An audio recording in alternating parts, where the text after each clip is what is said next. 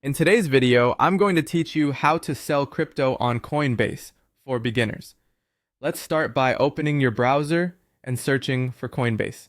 Look for the official site, then head there and sign in if you're prompted.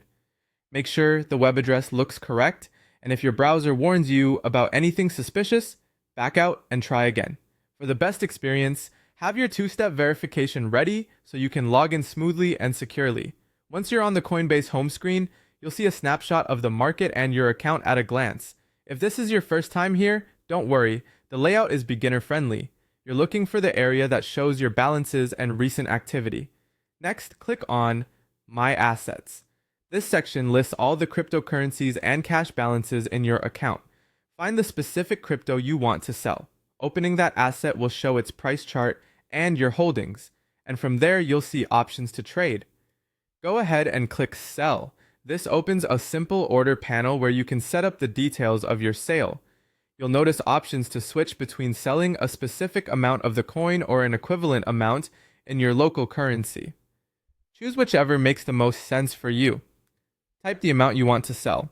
You can sell a portion or the full balance. Take a moment to double check the amount, as small typos can make a big difference.